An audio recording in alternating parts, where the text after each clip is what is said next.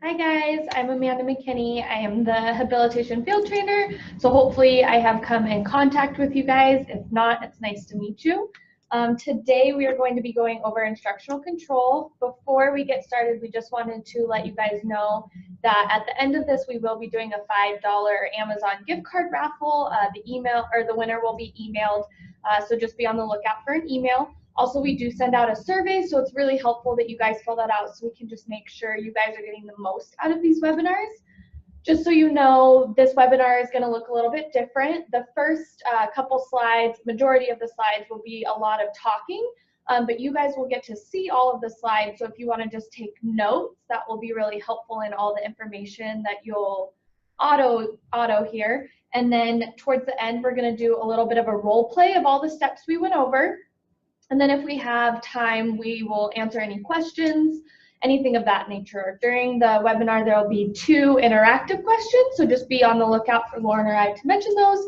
And then I'll let Lauren introduce herself, and then we'll jump into the information. Hello guys, I'm Lauren Bolander, Habilitation Field Supervisor. Thank you guys for tuning in. This is going to be a lot of fun. Cool, so we will head to the first slide. So the first slide is just basically what instructional control means. So I think it's really important that you guys know it doesn't mean you're in control of the child. What it means is it's a positive working relationship. It means that your learner is responding consistently with your demands or with any task presented. Also that the task or demand that's being presented is in their best interest. So we want to make sure that we're asking things of them that, they're capable of, and we're also asking things of them that's going to benefit them either in their independence or through their life skills. Yeah, I think another great word to use for this is instructional motivation, because what we want to do is capture their motivation and use that to place those instructions, which makes, placing those instructions a heck of a lot easier. Definitely. So we are going to jump into the next slide. So the next couple slides are going to be 7 steps. So these are, I know it sounds like a lot of steps, but they're basically fundamental steps into earning instructional control with your kiddo. So the first step is showing your child that you are the one in control. That's the most important thing. I know I have been a victim to having my child run a session, and that can be really hard. So you want to establish that control right off the bat. So you want to make sure that they know you're in control of the items they basically want. So looking back at the reinforcement that we went through, you want to already identify those reinforcers and have them available. And you want the child to know that they can have them when they comply with your demands. So basically, the best way to control your child's reinforcement is to teach them deciding what items they can have in their environment, and when you introduce them and remove them. So sometimes we ask families, so for example, if you know that the iPad is the most motivating thing, not having the child on the iPad before your session, that's really going to help you in control, because if you come to the session and they're already on the iPad, taking that away, you've already kind of lost that control. Sometimes we have we ask parents if they're willing to put reinforcers in buckets.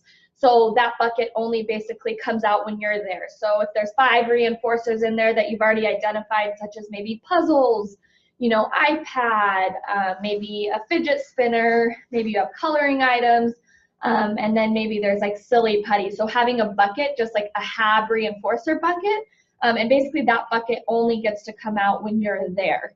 That's going to show the child that you're in control over that reinforcement and that you're the one deciding when they get that. Yeah, and I think another really cool tool for that is bringing your own items and having those with you, because already once you enter that child's home, you've already got the stuff in your hand, and so you can kind of start placing those instructions, and then they get those really cool things once they engage in that appropriate behavior or comply with your instruction. Definitely. So you just want to make sure in the early stages on this first step that you're having control over not only the environment, but those reinforcers. So Lauren is going to talk about the second step. Yeah, so basically we really want to make sure the child knows that you're fun. You want to be genuine. Show them that you are someone fun to engage with, and make each interaction you have with them more enjoyable, so they'll want to follow your directions and in turn want to share that time with you. Some of the best ABA programs, approximately 75% of every interaction you have with that child should be reserved for the process of pairing yourself with those fun activities and no reinforcement. So 75% of you being fun, that sounds like a lot, but when you really show that child about how much fun you're going to be, they're going to be so much more likely to comply for those demands and those instructions. Practice sharing your thoughts and ideas with your child in a silly and very exciting way. And I think it's also important to note, without requiring anything in return. Sometimes I'm at a session, I am being goofy as can be. I may not be getting like a lot of excitement out of the kid, but I am knowing that I'm reinforcing because the child is staying next to me. Maybe they're accepting toys from me. Maybe they're making eye contact and staying in my general area. So I may not be getting the goofiness in return, but I'm knowing that I'm still motivating to them. Pair yourself with reinforcement, so follow them around, and when they show interest in things, play along with them. Make the playtime more fun because you are a part of it. And that comes with being genuine and really enjoying yourself and having fun with the child. So if they want music, you should be the one providing the music. You could be holding them, bouncing with them, dancing with them while they're listening, all to bring that make that more enjoyable. It's also okay to turn off the music when they choose to leave the area and begin to play with something else, but you can also turn that music off, and if they come back, you can turn it right back on. So that way they're associating you with that really cool thing. It's also important to note not to take the fun out of any items. So this can be sometimes more difficult than you think. If playing with the child is not something that you're particularly good at or have an easy time doing, practice it. Practice at home with a sibling. Practice it at home with your friends. Just practice being silly and being goofy, because good pairing and good being a lot of fun is essential to good quality teaching. It also makes your guys' job a lot easier. Like Lauren said, 75% of good ABA programs include having fun. So that only leaves 25% of the time you guys are actually placing demands and working. So how much easier would it be if 75% of your session is play and then the other 25% is work? So if you think about it, I mean, you're making your job easier in turn when placing demands. Mm-hmm. And I think it's also really cool that, even though you're having fun, learning can still happen through those really fun experiences. So you can use natural teaching opportunities. And even then, when you're being fun, they're still learning, even if it's not necessarily a structured demand. So I want to hear from some of you guys listening and watching. So what are some ways that you've made yourself really fun for your client? So for example, this just happened to me a couple of weeks ago. I went into a match meeting, and as soon as I walked in the door, I saw the little kiddo who was jumping on the trampoline, and on the TV, as loud as could be, was the song Cotton Eye Joe. Me remembering that song from my childhood, I immediately started jumping and dancing right along with him. That child's eye contact was so strong, he was laughing, and him and I just bonded pretty darn quickly after that. And I had a lot of fun doing it. So let's see, who do we got here? Awesome, Marla. So Marla said she offers choices so they can feel like they're not being forced. That is excellent. Yes. Choices are definitely key. I know if I have choices for lunch or if I have choices for, motivators of my own, that definitely helps. So it's awesome that you're offering choices. That is a great way. We're going to talk later about offering choices for reinforcement, but if you're already doing that, that's awesome. And it lets them feel like they're more in control, which they are if they're doing them. Yeah. Jennifer says, introducing music to speech sessions. Ooh, good one. Definitely. I have, I'm trying to think, it's an OT. And the OT takes the sessions to like a gym, and I think that's so cool, like bringing different environments into like speech therapy or OT, making it a little bit more fun. Yeah, and if there's like kids that are really interested in music, I might, bring some musical instruments, or maybe we can make musical instruments. And so you've got a learning activity, but you're also tying it into something really, really fun that they enjoy, like music. So yep. I love that one. Love that one. So you just want to, we talk a lot about, just honing in on step 2, we talk a lot about pairing and making yourself fun. Lauren brought up a good point that you want to be the one that's controlling the fun. So even though you're having choices, you're in control of giving them the choices. Because in turn, what you're doing is, even though the Legos are really reinforcing, we want us giving the Legos to be even more reinforcing. Cool. So going on to the next slide, this is going to be step 3. So this is a big one. This is showing your child that you can always be trusted, and saying what you mean and mean what you say. So I actually, before I head into what the slide means, I have a great example of this. I was at an overlap the other day, and the provider said, you can have a 1-minute break. And as he's on his break, she goes, I'm setting the timer for 2 minutes, which is great. He obviously got more time, but you have to mean what you say. So if you say you're going to give a 1-minute break, follow through with the 1-minute break. If you say you're going to deliver the iPad, you need to deliver the iPad. Or if they're having a break, actually give them a break without placing any additional demands. A break should be a break from work for that 1 minute. So I think that was also a good thing to bring up. And just if you say your child should do something, don't allow him access to the reinforcement until it has acceptably been completed. So if you let him know after homework you can gain going outside, you don't want to let him go outside until after the homework, no matter how long that takes, because by you doing that, you're kind of reverting what you already said. You're letting him know that he doesn't have to complete the homework to go outside. So just make sure if you're placing a demand that you're following through with whatever it is. If you don't stick to your word, your child won't have no bias to make good decisions. So if you want them to make those good decisions, you're going to have to make sure you give appropriate choices. You're going to have to make sure you give appropriate rewards and let them have them. Another thing is that you have to think about possible responses before you ask the question. So for example, you have asked the child if he wants to work with you and he answers no. Your child has not made an inappropriate response. That's a total appropriate response. If you ask someone a yes or no question, do you want to do homework? Do you want to go brush your teeth? If they say no, that's totally acceptable. No, I don't want to do that. So you want to be careful with your language. So instead of saying, do you want to do homework? You can say things like, we're going to do homework. Let's do homework. So there isn't the option for a yes or no. And if they do say no, if you do accidentally ask a question like that, because we're all human and I've asked questions like that, do you want to play with me? And they say no, okay, dude, no. You have to grant that. So make sure you're always granting that.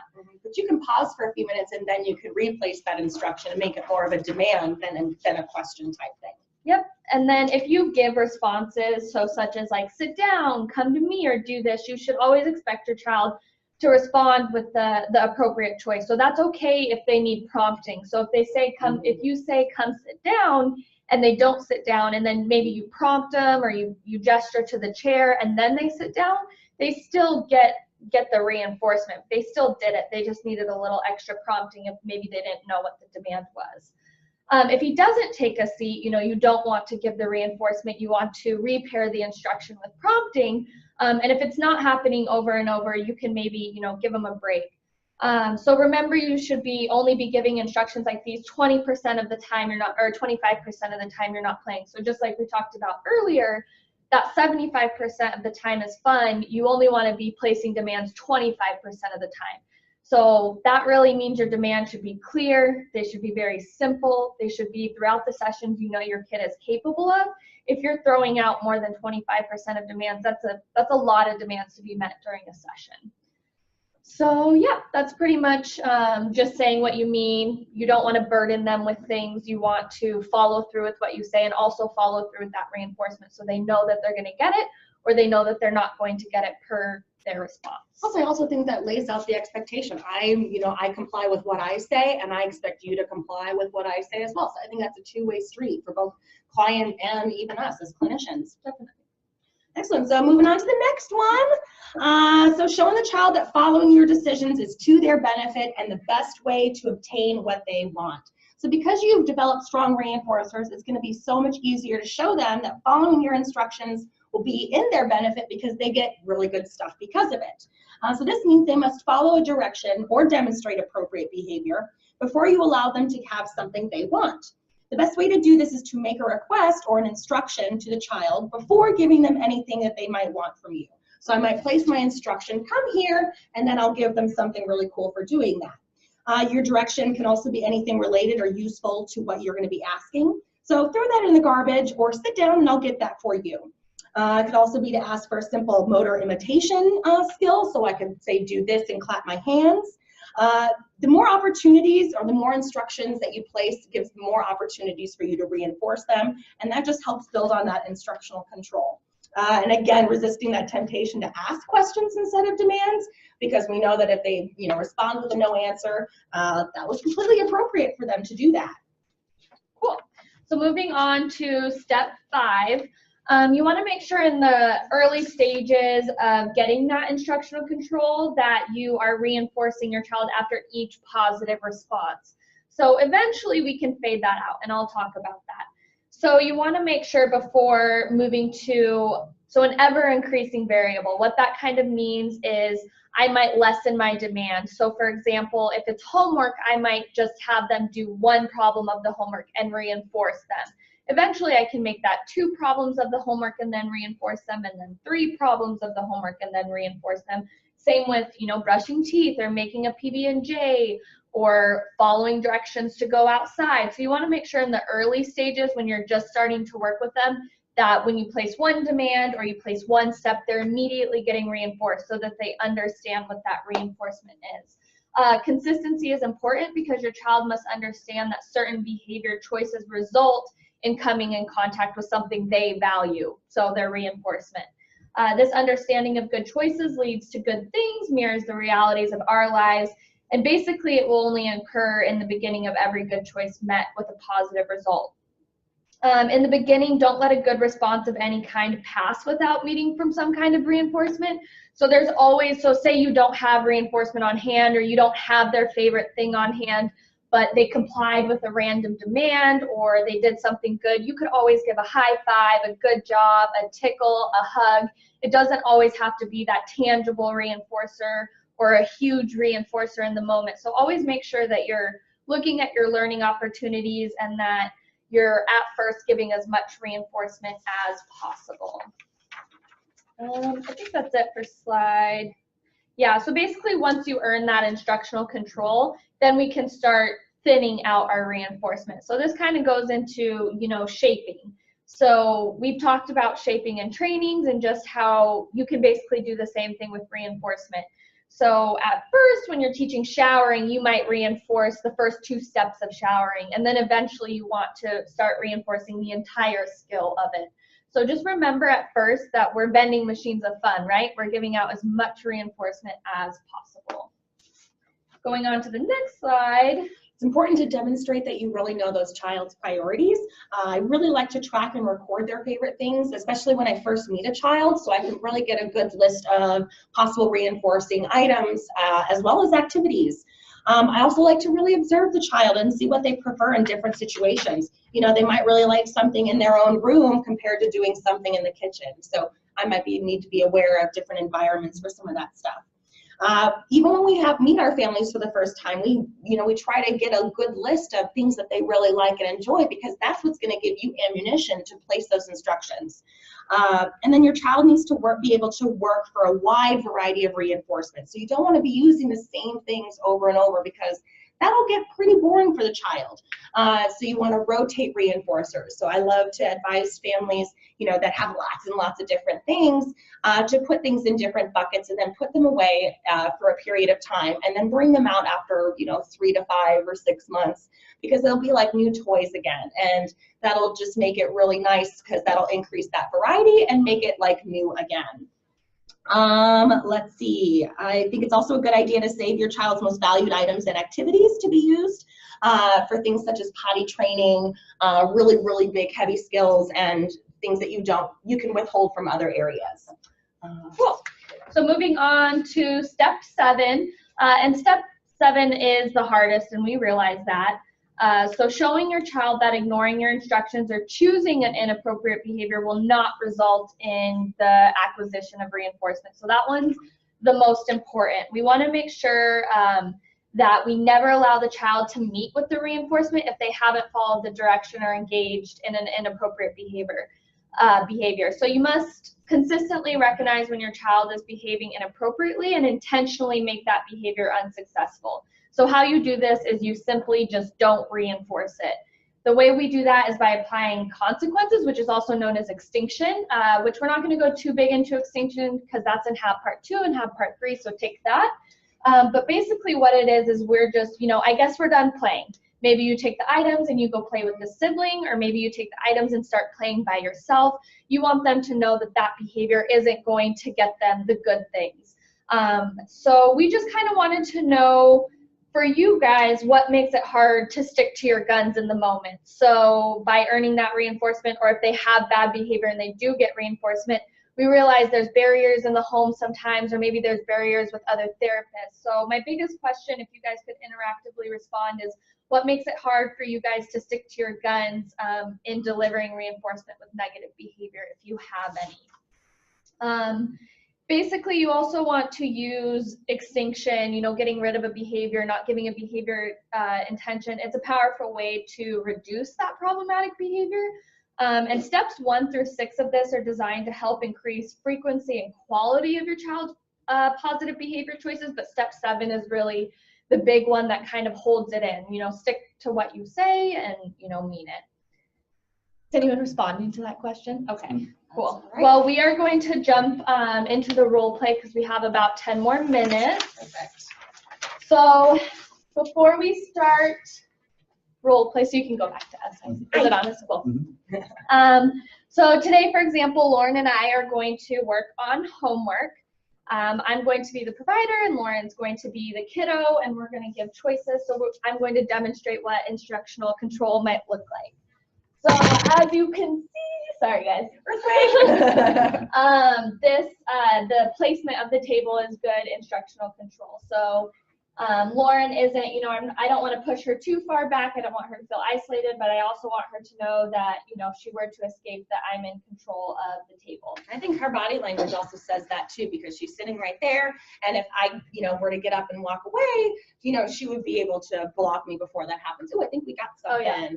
Here, let me respond to this before we jump into the role play. So Jennifer, for the last one, we asked what the hardest part about following through was, which this is a huge concern, is when a parent intervenes.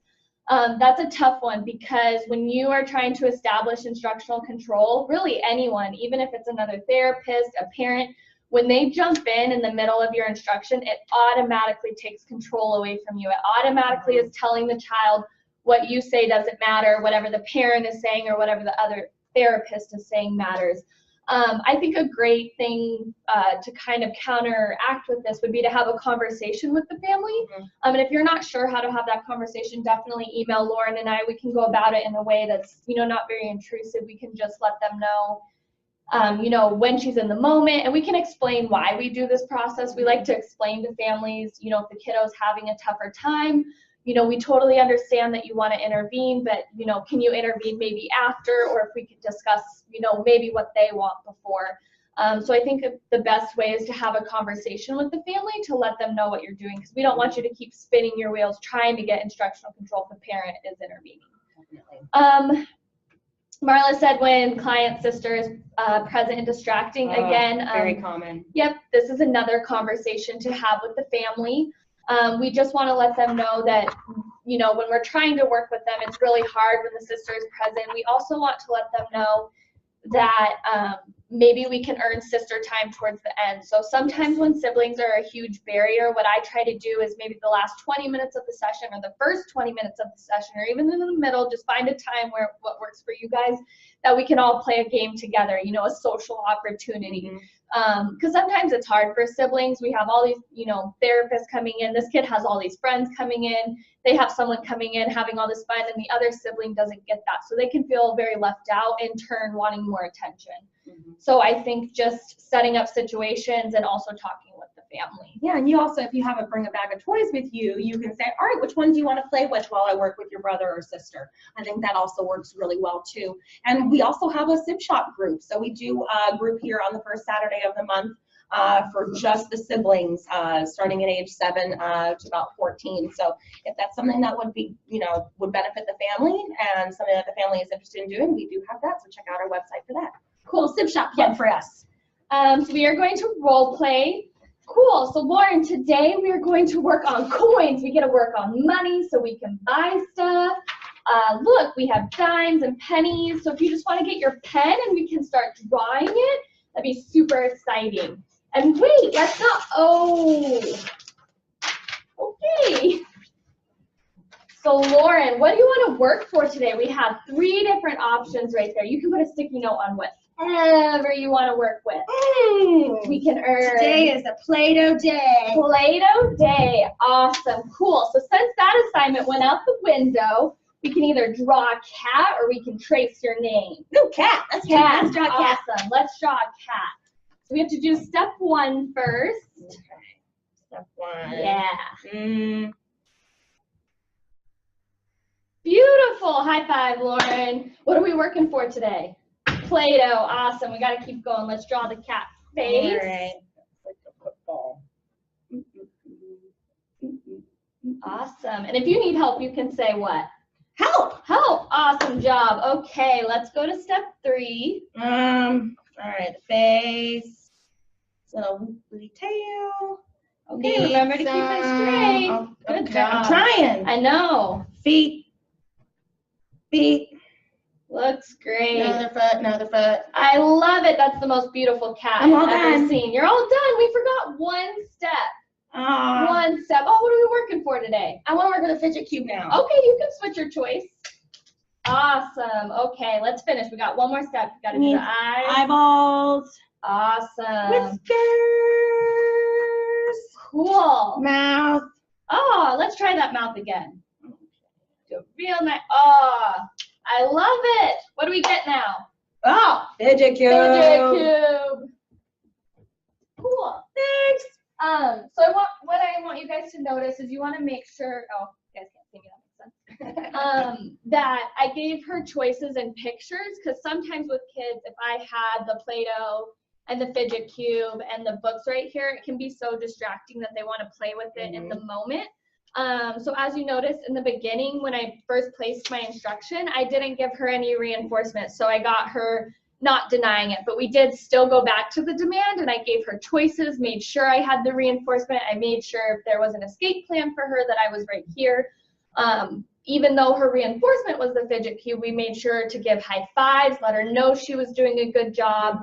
That kind of thing. So I know it looks a little bit different with actually an actual child, but if you guys would like some of this modeled in an in-home session or with the client you actually work with, let us know because we know it definitely looks different, in different environments. I think it's also cool to note that if my reinforcer changed halfway through that activity. I really wanted to work for the Play-Doh, but after a few times, I was like, no, I want to work for the fidget cube. Reinforcement changes very quickly, so it's important to be flexible with that if the learner's, motivation changes. Cool. So going over some of the key takeaways of today. So just if demands are placed too quickly, you're going to have an unwilling learner. So just remember, if you're getting a lot of non-responses, how do you go back to that step 1, that repairing, making yourself fun? And knowing with instructional control comes teaching habilitation. If you want them to be motivated and excited about these things that are a little bit harder for them, you want to make sure you have instructional control, or else it's going to make their day not fun and your guys' job a lot harder. And just knowing, going back to our last webinar, you can't really provide habilitation without reinforcement because it makes it a lot harder for the learner and it makes it a lot harder for you guys. So all of these steps really are to make your session a lot easier and to make you a lot funner. So Lauren and I would love to come out and actually model this with you and your client if you need that. So just let us know. Excellent. I think we are almost done, so we're going to go ahead and end. Just remember to fill out the surveys and then to be on the lookout for that email if you guys want to be an Amazon winner. Cool. And we will see you guys next month. All right. Bye.